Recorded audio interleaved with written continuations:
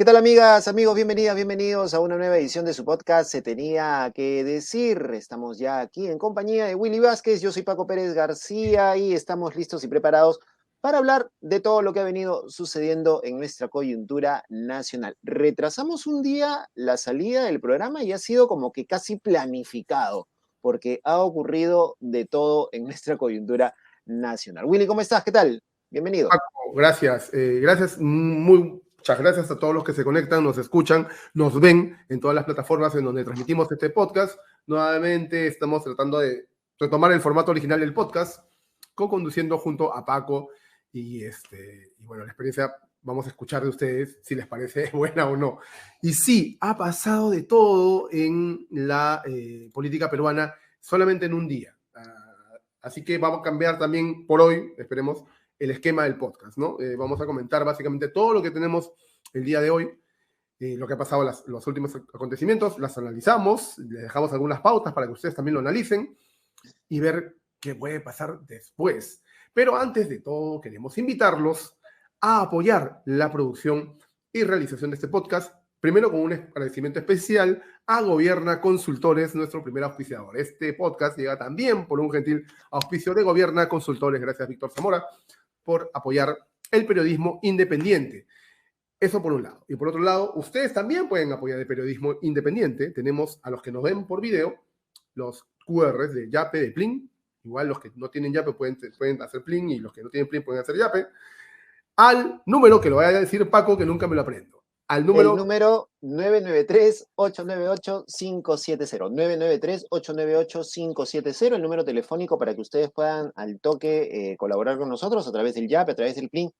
Toda colaboración es bienvenida y nos sirve a nosotros para poder seguir sosteniendo este espacio. Y también pueden hacerlo a través de la suscripción en Patreon, en www.patreon.com/espacio libre 1, esta plataforma de suscripción, de patrocinio, para que ustedes se conviertan pues en patrocinadores de todos los productos que vamos sacando y de este esfuerzo periodístico que vamos sacando también adelante semana a semana, porque nosotros sí nos recurseamos de manera honrada, no como los niños, por si acaso. Por ejemplo, ¿no? Y lo importante de momentos como estos que hemos venido diciendo en la oportunidad que me ha tocado conducir este podcast, o en todo este tiempo que Paco lo ha venido haciendo, es que estamos bajo ataque.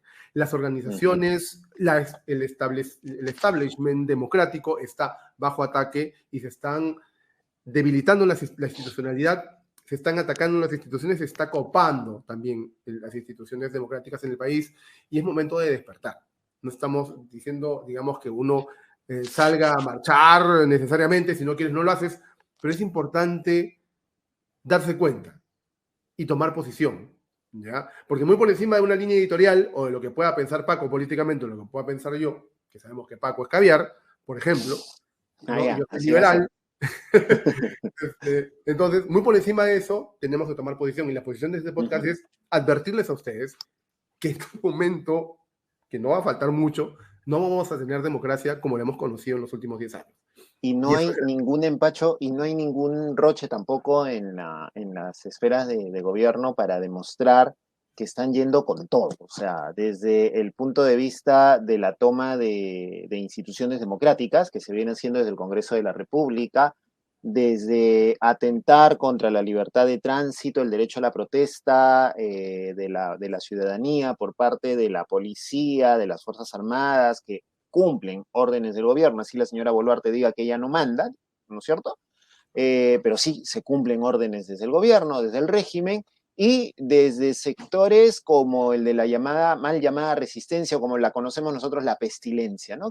Y ese es quizá el eje central de lo que va a ser hoy día esta jornada del podcast, porque no han tenido ningún empacho en lucirse con los representantes del Ministerio de Cultura en esta reunión, en donde pobrecitos ellos dicen que son víctimas de racismo y de discriminación. Estos personajes violentos, en el caso de Maelo, un sentenciado por homicidio que está siendo procesado también actualmente por los ataques contra la gente de IDL, que agreden a personas que no piensan como ellos, que les tiran bolsas de excremento a los domicilios, a los lugares en donde trabajan, donde acosan sistemáticamente a la población.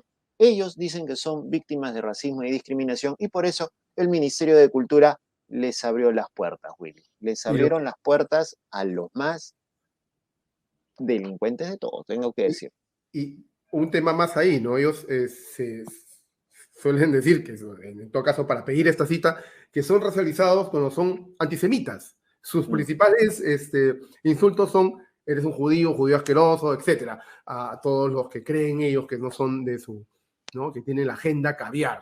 Ayer fueron recibidos por el propio viceministro de Interculturalidad en las oficinas del Ministerio de Cultura.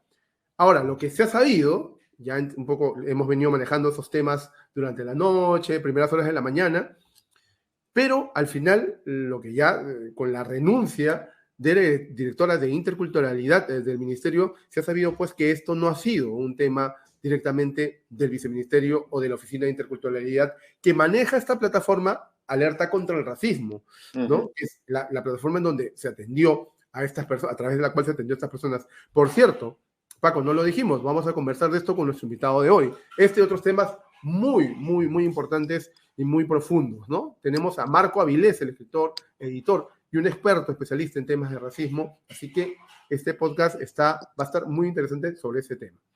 Sí, esta edición va a estar bastante interesante. Disculpa, Willy, te corté. Sí, no, solamente para terminar esto, la idea, y seguir contando la historia.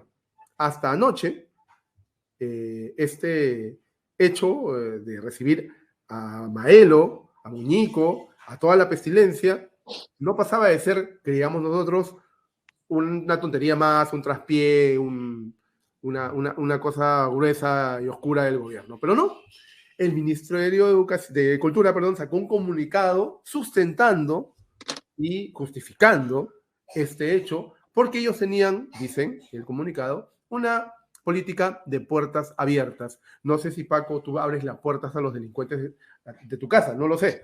Pero no, es que no es viable eso. No es viable. O sea, esta gente en los últimos años se ha caracterizado por ser agresiva, por ser violenta. Han retenido personas en presentaciones de libro, han retenido a personas en los lugares donde se hacían las presentaciones, han ingresado a la fuerza durante la presentación del informe de Amnistía Internacional. Es decir, o sea, es gente que realmente no tiene ningún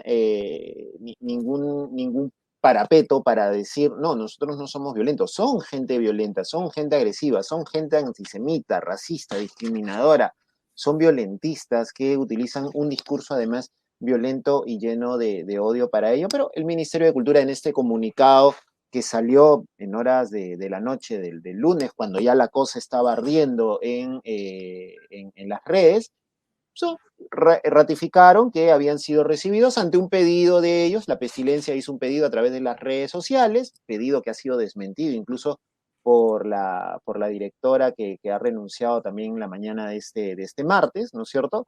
La directora de la Dirección General de Ciudadanía Intercultural, que no ha habido ningún tipo de pedido, ¿no es cierto? Y este comunicado, pues, simplemente dio el cierre aparentemente de lo que significaba esto. Ahora, la directora la directora que ha renunciado, la directora de Interculturalidad, en esta carta que quienes no ven en YouTube la están viendo en pantalla, pero que es una carta que ha circulado en todas las redes sociales, la señora Diana Álvarez ha señalado y ha manifestado que la reunión de ayer con la Resistencia no fue convocada por mi equipo. En tanto, no existe ningún caso de discriminación étnico-racial que haya sido puesto en conocimiento por los canales oficiales del servicio. Pusimos en conocimiento de la alta dirección, es decir, de la ministra y de los viceministros, nuestra posición a través de la ficha técnica que se nos solicitó completar. A pesar de ello, durante el transcurso de otra reunión, hicieron pasar a los integrantes de la Resistencia para atender el requerimiento de su despacho, el ministerio, de la alta dirección y de la oficina de comunicaciones. Y esto confirma también algo que nosotros veníamos manejando, estuvimos conversando con algunas fuentes del ministerio, y varias de estas fuentes nos señalaron pues que la decisión se tomó desde el mismo despacho ministerial y que incluso el comunicado que fue emitido anoche fue aprobado en su totalidad por la misma ministra de Cultura. Y no llega a ser del todo creíble lo que acaba de decir Paco, porque la ministra, Leslie Urquiaga, en horas de la mañana decía esto ante las cámaras de TV Perú, o TV Dina. De Dina Perú. Dina Perú. Escuchemos.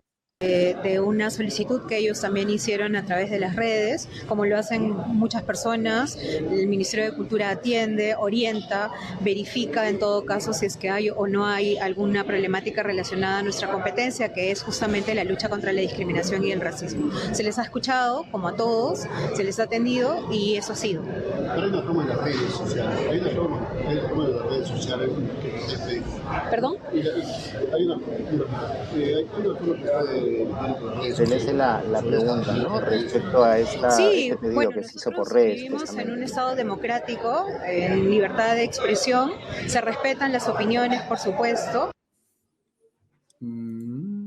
Hay que hacer un tuit ahorita, Paco, para pedir una cita, porque ahora el gobierno de Dina Boluarte te atiende citas vía Twitter. En Twitter tú escribes y ya mañana mismo nos atienden, así. Qué bárbaro, por cualquiera, ¿no? O sea, es raro. Ahora, lo raro que viene luego es que en conferencia de prensa el premier Alberto Tarola ha dicho que sobre este caso ellos no están de acuerdo con la posición que tomó el ministro de Cultura y por eso hay una responsabilidad política de la cual se desprende la renuncia, o han pedido la renuncia, lo han votado básicamente, al viceministro de Interculturalidad. Es Ahora, raro. la responsabilidad política, hasta donde yo sé y hasta donde mis escasos conocimientos de política me lo señalan y me lo manifiestan, la responsabilidad política de los actos de gobierno es de los ministros. No de los viceministros. No de los viceministros. Entonces, si el viceministro metió la pata, la que debería responder por el error es la ministra. Y si el error complica la estabilidad política de este régimen, la que se tiene que ir es la ministra de Cultura y seguramente el viceministro que también cometió el error, pero la ministra es la primera que tendría que estar poniendo su cargo a disposición, si no renunciando al cargo. Entonces, como dices tú, hay algo raro ahí, hay algo que no termina de cuadrar y que no termina de cocinarse en este proceso. Hay una teoría que más suena a chisme, yo la voy a traer acá para tener un elemento más de análisis, que se dice... ¿no? Se dice que el asesor, el novio de la ministra, la pareja sentimental, qué sé yo, es un asesor muy cercano a Dina Boluarte. No tengo el nombre ahorita, pero eso está en redes hablando, ¿sí? Por eso ella está inamovible en su casa, en su puesto. Bueno, pero no sería raro porque este régimen está manejando mucho las acciones de gobierno por los vínculos amicales y sentimentales, ¿no? O sea, vamos, la presidenta del Instituto de Radio y Televisión del Perú ha llegado al cargo porque ha sido una funcionaria cercana al régimen, a la señora Dina Boluarte. O sea, tampoco podemos negar que este régimen, como todos los regímenes, se mueven un poco también por este tema del vínculo amical, del vínculo sentimental, y eso hace que algunas fichas sean totalmente inamovibles en el cargo, ¿no? Ya sea por estos vínculos o por los favores, o porque están juntos en algún negocio, que fue lo que ocurrió con Pedro Castillo, por ejemplo, ¿no? Que después se supo que a Heiner Alvarado no lo movían ni a balazos porque estaban juntos en el negocio. Entonces, no sabemos a qué cosa está respondiendo la permanencia de la señora Leslie Urteaga Peña en el cargo de ministra de Cultura después de esta metida de pata realmente asombrosa y tremenda. Y por cierto, ¿no? Hablando, estabas recordando el tema de TV Perú, donde la asesora de prensa de Dina Boluarte asumió la presidencia del directorio y comenzaron los cambios, ¿no? Y que dijo Leslie Ortega que todos los cambios son buenos. Claro. Y recordemos que el Instituto de Radio y Televisión depende del Ministerio de Cultura. Claro, por eso le pidieron la opinión de... Ya. Pero a raíz de esto, ahora hay todo un silencio de parte del Ministerio de Cultura, no dicen nada, parece que no rodarán más cabezas, al parecer no lo sabemos, mañana sacarán otro tema y ya nadie está hablando del libro plagiado de Dina Boluarte ahorita, por ejemplo, ¿no? Fue el timing fue bien interesante, ¿no? Nadie habló ayer durante esa denuncia y salió lo de la pestilencia, ¿no? Con el Ministerio de Cultura. Otro tema para comentar también es lo que está pasando en el Congreso. Lo de Flores Ancachi, el congresista de Acción Popular, que Cuarto Poder, me parece que sí fue Cuarto Poder, quien sacó unos audios, en donde simplemente lo que hemos visto todos los peruanos a través de ese reportaje, es confirmar un modus operandi que ya se sabía en el Congreso. Un modus operandi, y al decir modus operandi me refiero a que no son 6 o 7 mochasueldos, sino muchísimos más. ¿Cuántos casos más habrán de personas a las que te contrato, pero me das el 10%? El 10% de tu sueldo, el 50% de los bonos. Por eso es muy importante que hayan habido, o sea, y entendemos ahora, ¿no? ¿Por qué han habido tantos bonos en el último, en la última administración, digamos, la de mesa la de mesa Williams. directiva, ¿no? Ya como 3 bonos. ¿Por qué? Porque necesitaban hacer caja los congresistas. Y ahora lo que ha pasado, lo grave que ha pasado, es que se están peleando entre ellos también, porque Flores Ancachi ha echado de una forma totalmente descarada a la otrora presidenta del Congreso, María del Carmen Alba, ¿no? Aunque después dijo que no, ¿no? Le pidió disculpas, le mandó una cartita diciéndome, Mari Carmen, por favor, no me vayas a maltratar ni a cogotear como haces con los demás congresistas. Yo no te he echado, no es mentira, han editado lo que sale en esos audios, ¿no? Pero no han editado, lo dijo, no lo dijo, porque lo que ha dicho en esas disculpas es que se ha manipulado el tratamiento del reportaje. Bueno, ¿no? pero Mari Carmen Alba se lo ha tomado en serio, ¿no? Porque Claro. entiendo que ha tomado también una medida interesante, según revela el periodista René Subieta, ahora también hace unos minutos en Twitter, ¿no? La congresista lo ha denunciado. Ante la Comisión de Ética. A su compañero de bancada, ¿no? A su correligionario. No, amigos, ¿para qué maldita sea? Como dice la canción, ¿no? Porque esos dos correligionarios se llevan... Es una olla de grillos, ¿no? Es una olla de grillos en donde, además, frente a la elección de una mesa directiva, una nueva mesa directiva, que va a ser, me parece a mí, no sé si tú lo ves así, muy definitoria. O sea, de la próxima mesa directiva del Congreso va a depender el futuro de Dina Boluarte. No, lo quiere tener el fujimorismo, quieren a Perú Libre adentro, lo quiere tener la otra derecha más extrema.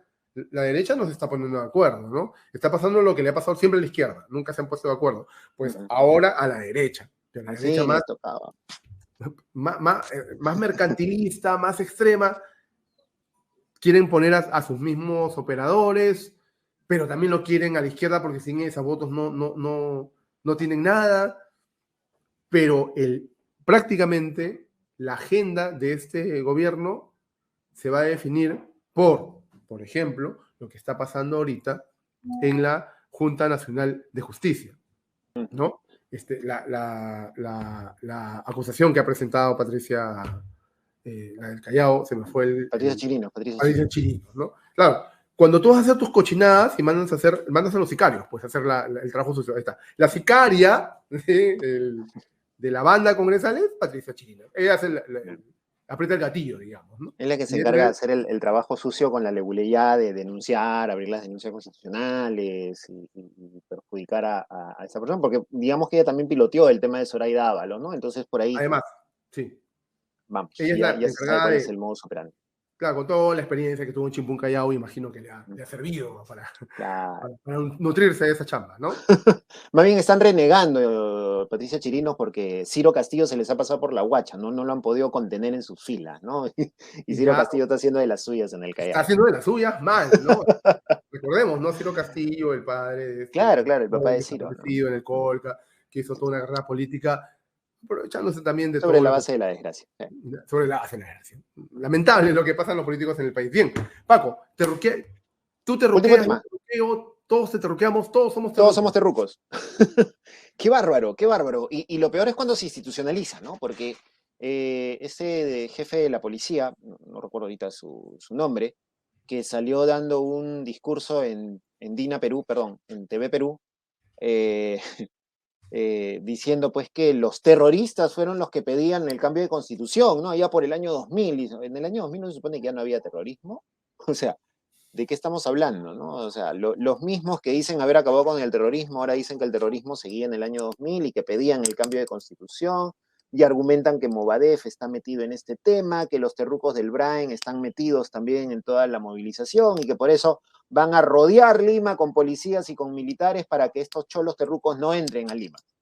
y dijeron la camarada Vilma.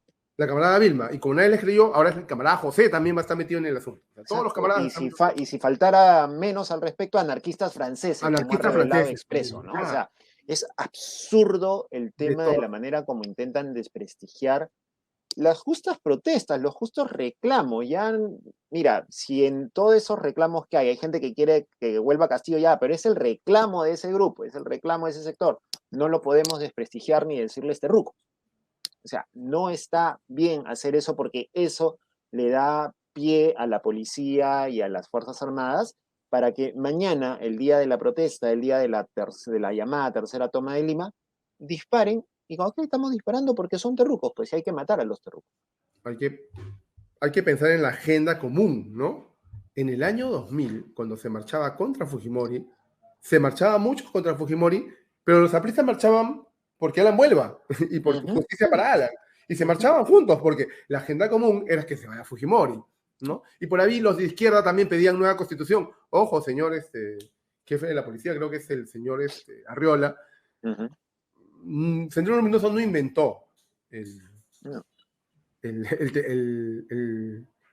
o sea, no inventó el cambio de constitución. No, ellos más bien querían arrasar con todo, ¿no? Y formar su propuesta sobre la base de la cuota que llamaba Imael Guzmán, que era la cuota de sangre, es decir, a más muertos, mayor posibilidad de generar el caos, y con ello instaurar el nuevo Estado, ¿no?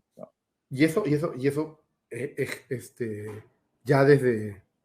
no es digamos, una idea inicial, digamos, que solo tuvo Sendero Luminoso. Por cierto, aquí se tenía que decir, vamos a hacer una denuncia y vamos a ayudar a la policía a identificar a los terrucos que piden nueva constitución, Paco. Queremos hacer el servicio a la nación. Desde acá, desde el podcast, también podemos hacer y podemos ayudar a la policía. Sí, porque si todo el que pide nueva constitución es terruco, entonces tenemos que poner los ojos en este personaje que está infiltrado en el gobierno. Y hay que decirlo, es un personaje que está infiltrado en las más altas esferas del gobierno y que con las posiciones que tiene o que ha tenido, bajo la lógica de la policía, podemos catalogarlo como terruco.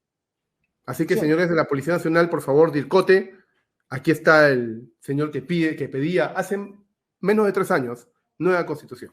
Alberto Tarola, @Alberto Tarola P. Constitución fujimorista cumplió su ciclo. Resumo propuesta de Partido Nacionalista en 3 pasos. Primero, se convoca referéndum. Segundo, pueblo opta por nueva constitución. Tercero, se instala asamblea constituyente. Dijo 3, pero pone 4 pasos. Cuarto, se debate y aprueba nueva constitución del bicentenario.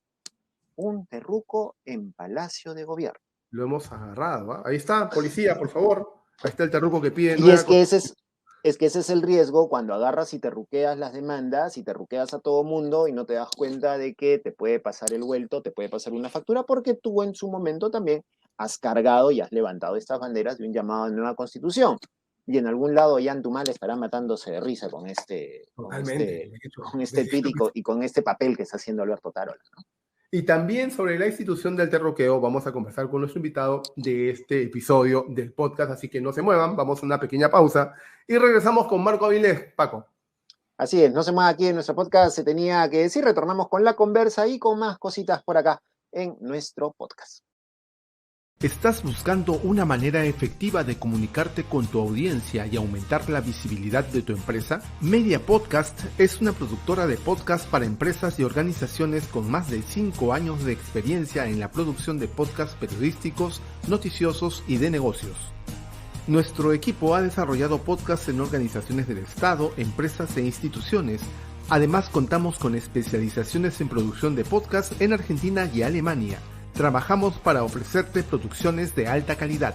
En Media Podcast nos apasiona contar historias que conecten con todas las audiencias. Creamos podcasts que informan, entretienen y aportan. Nuestros podcasts están disponibles en diferentes plataformas de streaming, lo que significa que tu audiencia podrá acceder a ellos desde cualquier lugar y en cualquier momento. ¿Quieres llevar la comunicación de tu empresa al siguiente nivel? Búscanos en redes sociales como Media Podcast PE o escríbenos al 992-753335. Contáctanos hoy mismo para saber cómo podemos ayudarte. Media Podcast. Tu marca, tu mensaje, tu podcast.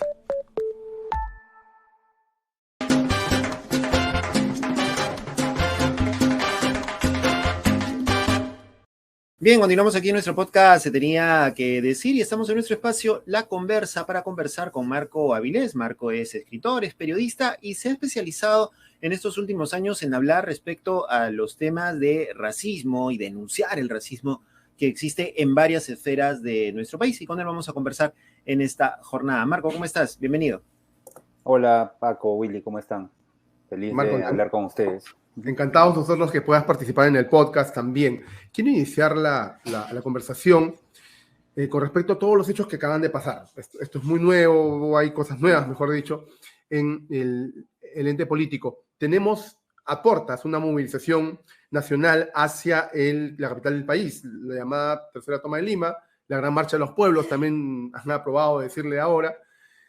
Y lo que está haciendo el gobierno es poniendo barricadas en todos los accesos del sur de Lima, ¿no? Tanquetas, policías con computadoras, el mismo jefe de la policía sale a decir que se va a identificar a todos cuando existe RENIEC, no sé, y les va a tomar huellas dactilares y inteligencia artificial para registrarlos y todo. Hay aquí, tú percibes que en esta acción del gobierno para tratar de manejar esta marcha, ¿hay un tinte racista? Pues sí, ¿no? Ahora, la cuestión es explicar, como para que todo el mundo entienda por qué es racista, antes de que la gente se ponga como contra la pared y decir, todo lo ven racismo, ¿no? Perfecto. Que es un poco esa actitud que lamentablemente existe sobre todo para anular cualquier discusión, ¿no? Mira, o sea, para comenzar, es importante reconocer la forma que tiene el Perú. El Perú no es un, como cualquier país, o sea, es un país como anormal, ¿no? O sea, tiene sus anormalidades y una de ellas es el centralismo, ¿no?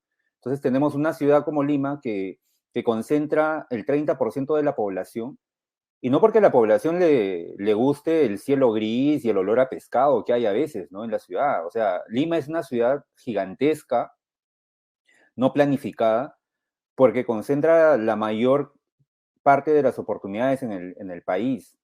Es la sede del poder, están la mayor cantidad de trabajos, las universidades, los mejores hospitales, ¿no? Lo hemos visto durante la pandemia y en una época en que la gente parecía como que había generado un consenso de estos problemas, porque veíamos a gente viajando cientos de kilómetros para conseguir oxígeno hasta Lima o hasta las ciudades de la costa, ¿no? Me acuerdo el caso de Santiago Manuín, por ejemplo, el líder aguajón que murió precisamente viajando a Trujillo en busca de oxígeno, ¿no? O sea, cientos de kilómetros para conseguir algo que no había en su localidad. Pero entonces, el Perú tiene esta forma porque Lima concentra la mayor cantidad de recursos y de poder, ¿no? Y Lima es una ciudad construida desde o sea, si pensamos en lo que ha ocurrido durante la República, ¿no? O sea, Lima ha empezado siendo una ciudad pequeñita a hacer esta ciudad descomunal, porque las élites que se han concentrado en la ciudad, élites criollas, ¿no? Pues han diseñado un poco esta forma de ser del país a su imagen y semejanza, ¿no? De una manera sumamente, no diría angurrienta, sino de una manera bastante ensimismada, ¿no? Esa es un poco la característica de la élite criolla, la élite peruana. Es una sociedad sumamente ensimismada, y eso lo puedes ver, por ejemplo, en los distritos, entre comillas, más casi como de primer mundo que tenemos. Son como pequeñas villas amuralladas, ¿no? Tipo San Isidro, ¿no? Entonces, si podemos generar algún tipo de consenso sobre esto, ¿no? Porque eso es básico para entender por qué el gobierno, que es instrumento del poder, de la gente que tiene poder, de las élites, empieza como, de cierta manera, a amurallar Lima, ¿no? Uh-huh. Porque eso es lo que está ocurriendo. Están como cerrando la ciudad como si la ciudad fuese como un país a punto de ser invadido por alguna potencia extranjera, Claro, es un poco lo que estuviera la muralla en la época colonial para evitar que entraran los piratas, ¿no? Es un poco esta mirada media absurda que están teniendo en cuanto a proteger la ciudad de los cholos que van a venir a invadirla, ¿no? Es un poco esa mirada. Exacto. Sí, o bueno, no sé si han visto la telenovela El Último Bastión, pero hay un momento donde toda Sí, la claro. gente se recluye en el Real Felipe, ¿no? Y se vuelven locos, ¿no? Los limeños, Torretable, ahí como esperando ¿no? el ataque, ¿no? Entonces, o sea, eso es lo que está ocurriendo una vez, ¿no? O sea, el pánico limeño es también un activo muy útil, ¿no? Porque tú a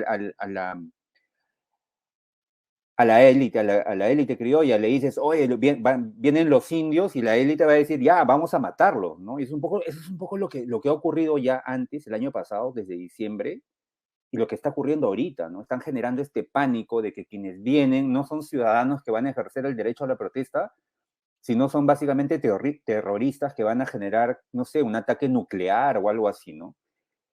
Entonces, esto es sumamente ridículo, pero a la vez es terrible, porque esa es la vida cotidiana que estamos teniendo en el país, ¿no? Y ese es un clima casi de guerra. Y con eso voy a terminar, perdón si estoy hablando mucho, pero el comportamiento de la policía no es el de una policía para todos, ¿no?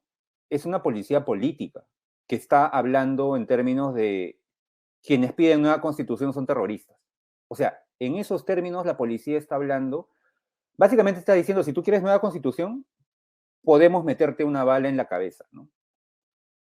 Y esa es la normalidad que estamos viviendo, y la verdad es como súper tóxica, ¿no? Porque es como ver en cámara lenta cómo se deshace la democracia, ¿no?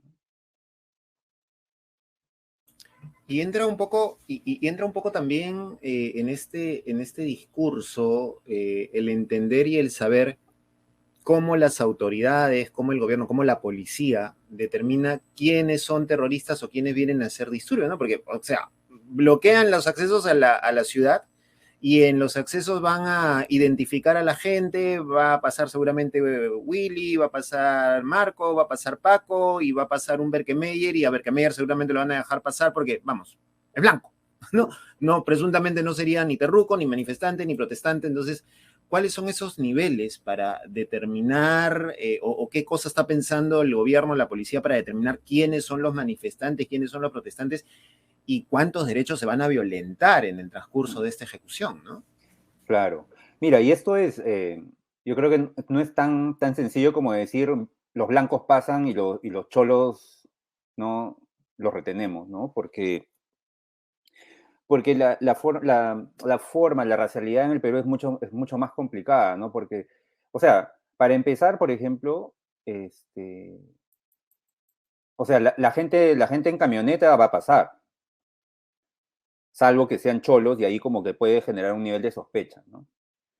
La gente en buses, esa no va a pasar. La gente en camiones, a todos los van a bajar y probablemente, no sé, ¿no? O sea, no sé, me da miedo como ridiculizar esto, pero, o sea, es un poco más, y lo que están diciendo es que los van a calatear, ¿no? O sea, la gente, ¿no? Los vamos a filmar, los vamos a hacer hablar, ¿no? Los vamos a registrar, y casi están diciendo como los vamos a dejar calatos, ¿no? Pero ahí está como el perfilamiento racial, ¿no? Que ocurre todo el tiempo.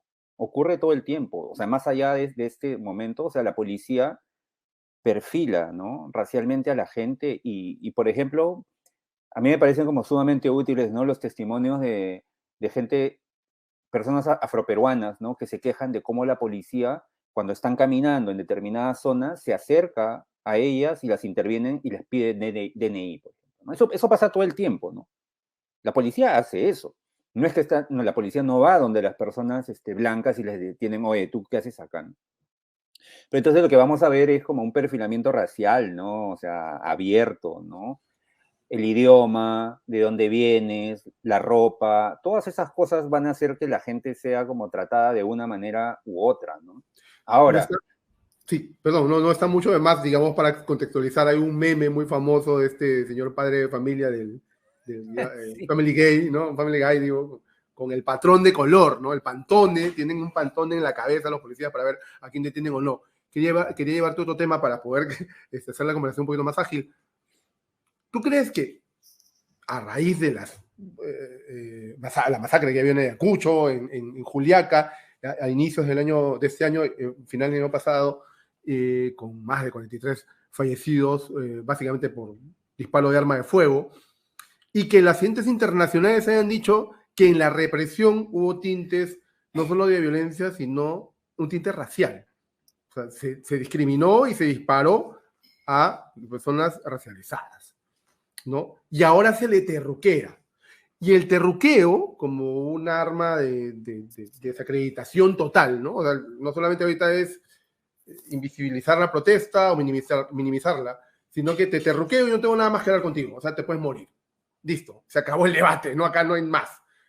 ¿Tú crees que el terruqueo se ha institucionalizado racialmente a nivel de gobierno? ¿Te atreverías a decirlo? Oh, eso es obvio, ¿no? Y no viene de ahora, ¿no?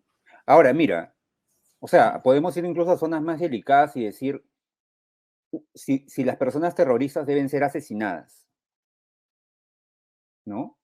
Porque eso es lo que, por ejemplo, Alan García hizo, o sea, en su gobierno, hizo en los penales, ¿no? La matanza de los penales, la clásica, o sea, gente que estaba como en los penales, habían algunos motines y mataron a decenas de personas, ¿no? O sea, y eso es un crimen. Ni siquiera, o sea, el Estado no puede caer al nivel, a menos que haya como un enfrentamiento, ¿no? Pero incluso las personas que cometen esos delitos tienen derechos que el Estado debe cautelar, ¿no? O sea, incluso ese nivel, porque lo que pasa es que mucha gente está en este sentido común de que las personas que están en la calle son terroristas, o sea, las que van a protestar son terroristas, y que como son terroristas, el Estado, el ejército y la policía deben matarlas. O sea, ese es el comportamiento. Y he visto, por ejemplo, comentarios entre trolls y tal, pero gente que dice, oye, deberían poner francotiradores y ya de una vez, ¿no? Pum, pum, matar a las personas, ¿no?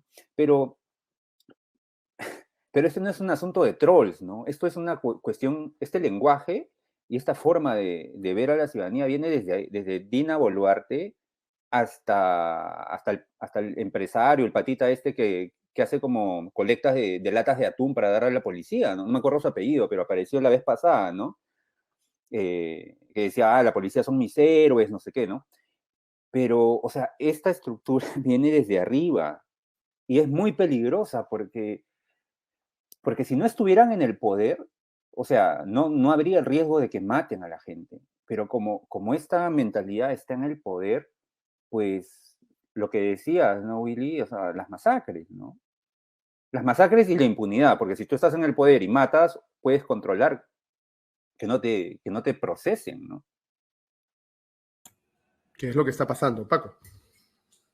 Es lo que está pasando. Sí, claro, efectivamente lo que tenemos aquí es una confrontación, ¿no? Y es una confrontación que no ha parado y en donde tenemos discursos, como el de la ministra de Vivienda, que lo dijo en Puno, nos hemos hecho daño mutuamente y no hay un reconocimiento del abuso y del crimen que se ha cometido contra peruanos, ¿no? Contra compatriotas, y esta mirada bastante desde arriba, ¿no? Una mirada superior que no está permitiéndonos analizar el mensaje, el discurso, y el gobierno no está analizando y está muy cerrado en su burbuja de que lo que están haciendo está bastante bien, ¿no? Y esto va sumando día a día a este descontento que podría llegar a la marcha de la próxima semana con una masa movilizada bastante importante, ¿no? ¿No lo crees así, Marco? Yo creo, a pesar de que hay mucha gente escéptica, yo creo que, o sea, estos días van a ser claves, ¿no? Y creo que hace unos días escuchaba a Carlos León Moy en su programa y él decía, ¿no? O sea, casi como la gente blanca de Lima, y mencionaba nombres, ¿no? A Rosa María Palacios, Eduardo Darllán, ellos deberían ser la primera línea, porque cuando la policía ve a gente blanca, ¿no? Protestando, entonces ya la policía no va a matar, pues, ¿no? Porque eso es como, policía ve a una persona como rubia, de ojos verdes, y, ¿no? Inmediatamente más bien como se cuadran, ¿no? Es un poco como... pero lo que quiero decir es que, o sea, si las personas que sienten malestar ante el gobierno, que están horrorizadas y asqueadas ante el gobierno en Lima, logran resolver el dilema, ¿no?, mental que existe de poder compartir la calle con gente indígena, ¿no?, con gente de provincia. Si resuelven ese dilema y si logran superar esta como toxicidad del terruqueo, ¿no?, este sentido de duda de serán o no serán terroristas, quizás no, quizás Dina tiene razón, ¿no? Si logran resolver ese dilema y salir las personas a la calle en Lima, yo creo que o sea, vamos a tener una movilización no solamente una movilización numerosa, sino yo creo que también amplia en cuanto a propuestas y exigencias, ¿no? Porque si bien una parte la gente pide nueva constitución y otra parte pide otras cosas, o sea, también uno puede estar en la calle con esas personas y discrepar, pero estar de acuerdo en que la democracia se tiene que defender, ¿no? Claro, Entonces, estos días son claves, yo no sé qué va a pasar, ¿no? Ahora, hay como que límites en este tema de nos juntamos todos y somos tolerantes con todos, ¿no? Y lo digo a propósito de lo que veníamos comentando antes en el programa sobre esta absurda reunión que ha habido en el Ministerio de Cultura, ¿no? Con la gente de la mal llamada resistencia, ¿no?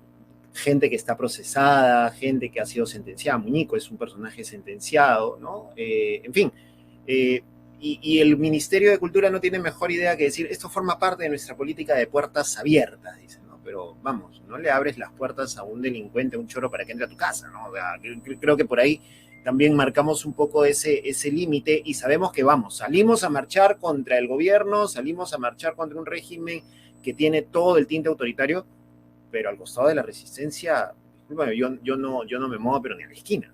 Creo que por ahí va un poco el límite de esta llamada tolerancia también, ¿no? No, por supuesto, ¿no? O sea, sí, o sea, esto es lo que ha ocurrido y bueno, ya, en verdad lo que está mostrando esto, lo de la asistencia de la resistencia yendo al Ministerio de Cultura, lo que muestra es un poco el tejido, ¿no? Del gobierno, los lazos, las alianzas, ¿no? Y el poder que van adquiriendo este tipo de grupos, ¿no? Que tampoco son como grupos aislados, no son como no son unos duendes o unos trolls apestosos, o sea, es gente que ha estado en el partido de López Aliaga, alias Muñico ha sido candidato del partido de López Aliaga y hay otro personaje que ha trabajado con López Aliaga. Entonces, yo creo que hay que como poder nombrar eso, ¿no? O sea, este es un tejido, ¿no? Que llega que se extiende a esta derecha extrema que en el Perú está adquiriendo cada vez más poder y probablemente adquiera más poder en el futuro, ¿no? O sea, eso va a ser claro. Yo no creo que vienen nuevas elecciones y ya otra vez el paraíso. O sea, este es un proceso de descomposición, creo que global. Se está pasando en todos lados, está pasando en España ahorita, ¿no? Está pasando en Estados Unidos, en Chile. Y creo que las personas, como estos grupos, lo que sienten es que son parte de un cambio global, de una ola, ¿no? De una onda, ¿no? Expansiva, ¿no? Y eso creo que les da mayor poder y hace las cosas mucho más complejas, ¿no? Y justo por lo que estás diciendo, ¿tú crees que lo poco que se haya avanzado últimamente, considero que han habido avances en varios aspectos? Han habido intentos de reformas, digamos, política, electoral, educativa, y todo se está viniendo abajo. También en el tema de denunciar el racismo, han habido por lo menos visibilización del tema. Si, digamos, no hay un cambio de paradigma, no hay un cambio de estructura mental, que eso es lo que se apunta, a dejar de ser racistas los peruanos, que somos bastante fuertes en eso. ¿Tú crees que también, a raíz de todo lo que está pasando, hemos retrocedido? ¿O es que no hemos avanzado nada y estamos igual? Tú que ya observas el tema desde hace años. Pues, mira, en cuestión del racismo y tal, yo no sé si hablaría de avances y cosas así. O sea, hay como una onda mundial, ¿no? De sensibilización hacia estos temas, ¿no? Donde los grupos minoritarios o minorizados de pronto empiezan a ser vistos, ¿no? Y hay cosas como el asesinato de George Floyd, estos hechos que generan como ondas expansivas y tal, ¿no? Pero yo hablaría de cambios en el Perú. O sea, lo que quiero decir es lo siguiente. O sea, sí en el Perú ha habido y hay todavía una onda de mayor sensibilización, ¿no? y en el Estado se puede ver, ¿no? Se creó esta oficina de alerta contra el racismo, por ejemplo, dentro del Ministerio de Cultura, que era muy activa y tenía como mayor prestigio antes, ¿no? O sea, eso, por ejemplo, podría decir que estamos retrocediendo allí. Que justamente esa iniciativa es por la que recibieron a la pestilencia ayer. Sí, justo sí. a raíz de esa iniciativa. Y bueno, parece que es, o sea, es una... Recibir a la pestilencia no venía de esta oficina ni siquiera del viceministro, sino desde la ministra, que parece como que está escondida ahorita, ¿no? Pero los cambios reales en materia de racismo, yo creo que no los hemos visto en el Perú todavía. O sea, no ha habido un avance real en materia de lucha contra el racismo. ¿Cómo lo veríamos, no? O sea, ¿cómo sería eso? Pues ahí entramos al terreno como de la imaginación, ¿no? Porque lo que tenemos en este momento, o sea, la República Peruana ha sido eso, ¿no? Es la historia de la segregación de la población indígena, ¿no? Y el racismo no es este problema colonial que arrastramos como si fuese como una enfermedad de la colonia, ¿no? O sea, el racismo es un problema con origen colonial, pero estructurado durante la República, ¿no? Y lo que tenemos es un país sumamente segregado, donde la población indígena, primero, está siendo reducida y eliminada bajo diferentes mecanismos, ¿no? Genocidio directo, en fin. También porque a la población indígena es obligada a avergonzarse de su propia identidad, y entonces, como en lugar de reconocerse indígenas o quechuas o de diferentes poblaciones, se llaman mestizas, ¿no? O sea, ese es un problema gigantesco. Y lo otro es, no se les permite acceder a la política. Las personas indígenas no pueden entrar a la política, ¿no? Entonces, entran, o sea, tú ves a Toledo, ves a algunos personajes por allí, ¿no? Un poco como Castillo. Figuras de Castillo, ves a figuras de color por aquí, el ministro. Pero que tienen que estar dentro del establishment. Si se salen de la línea, los cortan. Sí, invitados por partidos, ¿no? Pero las personas indígenas, por ejemplo, ¿no? Movilizadas en Puno, en Cusco, en diferentes zonas del Perú, ¿no? Ya no pensemos en este momento, sino movilizadas durante décadas en el Perú, no pueden entrar a la política. Y entonces tú tienes como gabinetes de ministros, tienes congresos donde las personas indígenas pues están como reducidas numéricamente. Entonces, si pensamos en cambios estructurales, deberíamos, por lo menos como ejercicio, imaginar que los espacios políticos por lo menos tienen un 30% de presencia indígena, ¿no? De personas que se autoidentifican indígenas. Gabinetes de ministros, Congreso, programas de televisión. Me pongo a pensar incluso en la literatura, ¿no? De representaciones del Perú, ¿no? Literarias que van al extranjero, ferias de libros. Todos estos espacios, Willy y Paco, son absolutamente segregados. La literatura peruana es una literatura sumamente segregada, y eso no es responsabilidad individual de los escritores o gestores culturales, es una cuestión estructural que se viene arrastrando, pues, ¿no? Pero, entonces, yo los cambios, para cerrar esto, las mejoras, yo creo que estábamos en un momento en que podíamos advertir las mejoras como ahí en el horizonte, ¿no? Ese horizonte de cambio yo creo que se está deshaciendo, ¿no? Lamentable. Paco, te toca a ti, me parece. Sí, no, nada, o sea, simplemente para ir un poco cerrando, Marco, ¿cómo se vislumbra el panorama? Porque, vamos, quienes te seguimos vemos que son ya varios años visibilizando el tema, conjuntamente con otras personas, gente activista que está metida en el proceso, que está metida en el tema, pero ¿vislumbramos algún tipo de panorama positivo, optimista, respecto a precisamente estas cosas de las cuales vienes hablando, ¿no? Una mayor representación de nuestras comunidades, de nuestros pueblos originarios, un mayor respeto también por el tema de las costumbres, de las tradiciones, de entender finalmente al otro peruano, a la otra peruana, como alguien cercano, como alguien igual, ¿no? No como alguien distinto, no como esta cosa así, media esotérica, estrambótica, ¿no? Media exótica, que solamente nos sirve para la foto, el Face y el Instagram, y luego, cholo, no te queremos más, ¿no? ¿Hay alguna posibilidad, alguna cosa que vislumbre que esto puede cambiar? ¿O ya estamos jugando ya a ser muy prestidigitador? No, ahorita, o sea, hay terrenos de, yo diría como de sumamente, donde hay mucho optimismo, ¿no? Por ejemplo, yo lo veo en la literatura, por ejemplo, ¿no? O sea, hay una literatura alucinante, increíble en Lima, en Los Conos, por ejemplo, ¿no? O sea, escritores, escritoras, poetas, ¿no? Haciendo literatura muy, muy, muy rica, vinculada a su origen, al reclamo de la identidad, ¿no? Esta reconstrucción de los orígenes quechuas, eso está ocurriendo, ¿no? Ahorita, ¿no? Sin embargo, como les decía antes, como la literatura es un espacio también muy segregado, todavía necesita esa literatura mayor espacio, mayor visibilidad.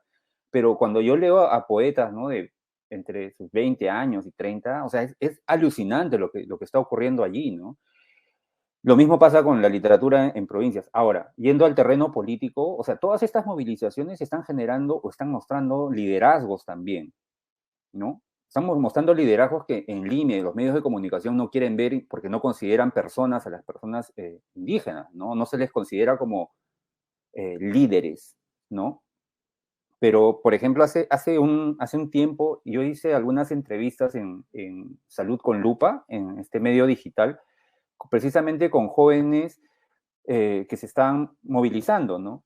En Cusco, entrevisté a Kerly Garavito, por ejemplo, en San Martín de Porres, que es una persona como sumamente brillante, joven, ¿no? Haciendo política desde San Martín de Porres. Kelly Leonela Labra, desde Cusco, y así. Y hablé con varias personas también en Puno, por ejemplo, ¿no? Entonces, lo que quiero decir es que en estos momentos, cuando hay disputa, ¿no? Cuando hay movilización, también son momentos en que aparecen y surgen liderazgos. Entonces, cuando dicen no hay líderes, en verdad lo que muchas veces se dice es no hay líderes con los que yo quiero hablar, ¿no? Y eso es lo que pasa ahora. Entonces, eso a mí me da mucho optimismo, por ejemplo, ¿no? Pero ese optimismo pues se choca con esta barrera, ¿no? Esa barrera, es esa muralla, ¿no? Limeñocéntrica, donde no se puede hablar con gente de los Andes de igual a igual, ¿no? Justo hablabas tú y decías, la literatura también es algo muy segregado, ¿no? Y hablabas de la segregación racial que tenemos en Lima, y diríamos pues que el Perú es segregado en realidad. Todo es segregado por la música también, por ejemplo, ¿no? Hay tantos buenos autores, músicos, ¿no? Que en sus barrios que son un éxito y no llegan a la radio, por ejemplo. Ese es un tema que también se puede hablar. Marco, de verdad ha sido un gran gusto conversar contigo, y qué bueno terminar con algo de esperanza en tanta oscuridad, ¿no? De que sí hay esperanzas de cambio y que haya personas que, pese a todo lo que estamos viviendo, quiere el cambio, ¿no? Y eso de repente es la esperanza que debemos tener todos de no cejar, no caer, ¿no? Por eso hay espacios como este, de decirlo, espacios donde podemos decirlo, donde nadie nos va a decir qué escribir o no, qué no escribir, qué decir o qué no decir, ¿no? Entonces, te agradecemos de verdad mucho el espacio y... Gracias, Willy, Paco. Y solo para como 10 segundos, ¿no? Para decir algo, dale. como pensando un poco en ese momento, ¿no? Como buscando las salidas, ¿no? Y yo creo que una de las cosas que como bonitas que podría ocurrir en Lima y que de cierta manera está ocurriendo, pero es cuando la gente en Lima, sobre todo las personas que son migrantes o hijas o nietas de migrantes, puedan abrazar sin vergüenza la indigenidad, ¿no? Su indigenidad. Porque una de las condiciones que Lima imponía y impone todavía a los migrantes es que dejes de ser indígena, ¿no? O sea, Lima te dice, si ya viniste acá y ya fuiste a la universidad, ya no eres indígena, ¿no? Pero eso en verdad es una mentira, ¿no? Cuando Lima abrace su indigenidad, ¿no? Yo creo que va a haber como otras puertas que se van a abrir y otros horizontes que vamos a ver, ¿no? Eso. Qué Listo. bonito eso. Marco, Qué bonito. muchas gracias por conversar con nosotros, gracias por estar aquí en Se Tenía que Decir, y ojalá no sea la última, que podamos conversar más adelante en otra oportunidad para hablar sobre otros temas, esperamos más positivos, más dinámicos, menos cuestionables en todo caso, y podamos hablar también un poco de la chamba que vienes haciendo tú en los últimos tiempos. Muchas gracias por estar aquí con nosotros. Gracias, un abrazo. Gracias, Chao. Marco. Marco Avilés, periodista y escritor, estuvo con nosotros aquí en Se Tenía que Decir.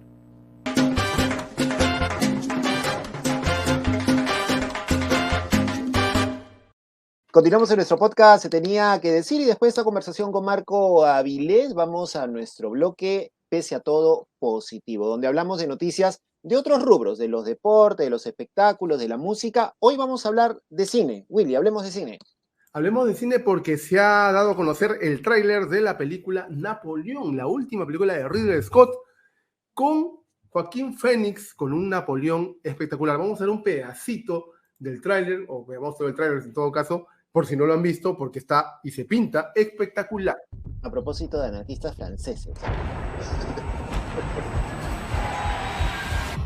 No doubt you'll send the chaos in the streets. We must make an example, or France will fall. What would you do if this assignment of defense was transferred to you?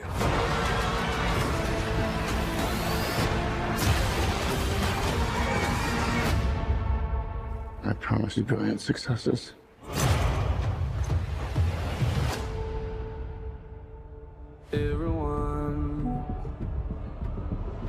Everyone around here. What is this costume you have on? This is my uniform. Everyone so near. I led the French victory at Toulon. What is your name? Napoleon. As the course of my life just changed. Napoleon.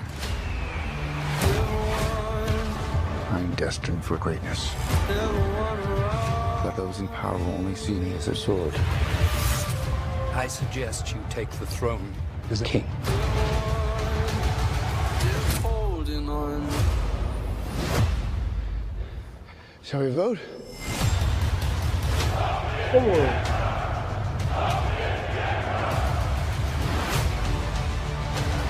This vermin has held the world hostage with his egotism and his lack of simple good manners.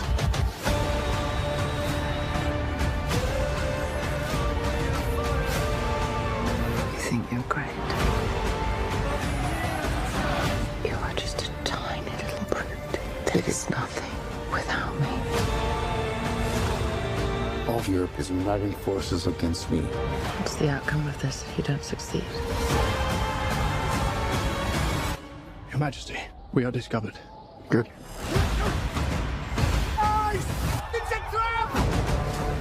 I'm the first to admit when I make a mistake.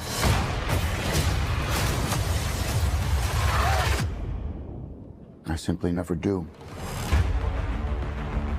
Es reconocer mis errores, cosa Pero que nunca nunca los lo cometo.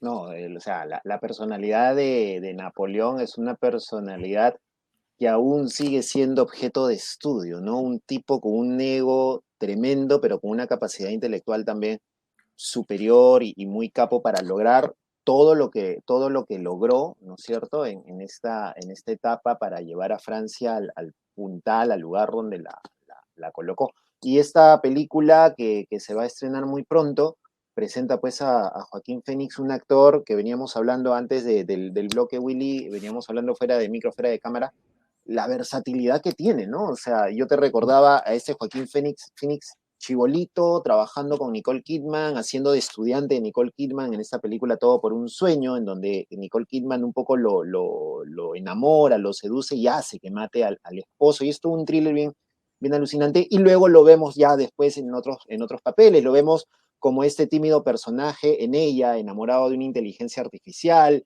Lo vemos como el emperador cómodo en Gladiador, lo hemos visto como el Guasón.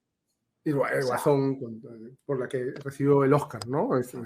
Espectacular el todo. mejor actor.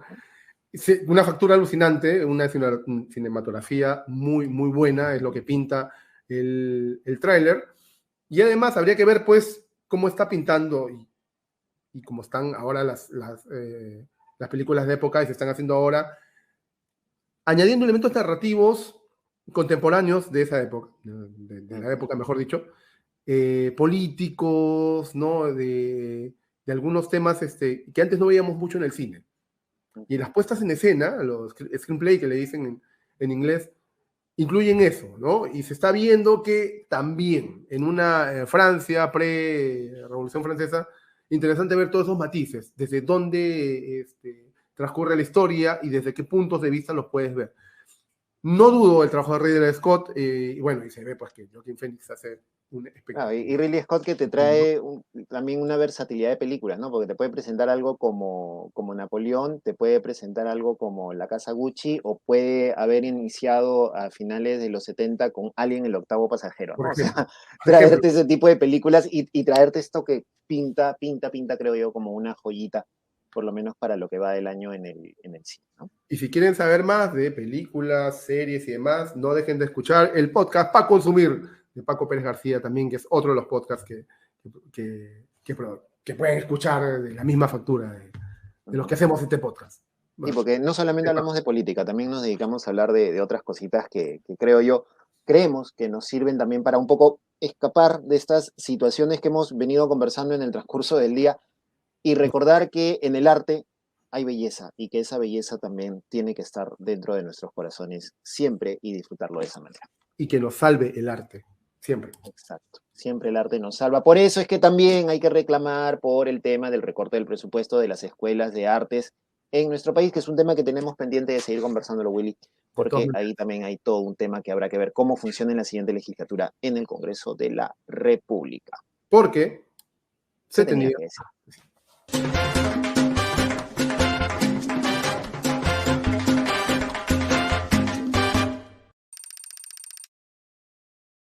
Y bien, llegamos al final de nuestro podcast. Se tenía que decir, como siempre, un gusto haber estado con ustedes, acompañándolos en esta edición. Recuerden que nos escuchan en su plataforma favorita de podcast y nos ven también a través del YouTube. Buscan ahí Se tenía que decir en el canal de Espacio Libre y ahí nos pueden encontrar. A quien les habla Paco Pérez García, conjuntamente con Willy Vázquez. Willy Vázquez, el Paqui. Gracias a ustedes, muchísimas gracias por estar ahí y por compartir el podcast. Coméntenlo a través de las redes sociales de Espacio Libre, estamos atentos a leerlos también. Comenten el podcast, comenten en el YouTube, comenten en Facebook, mándenos un mensaje si gustan también. Y únanse al canal de Telegram de Espacio Libre, donde también publicamos estos contenidos.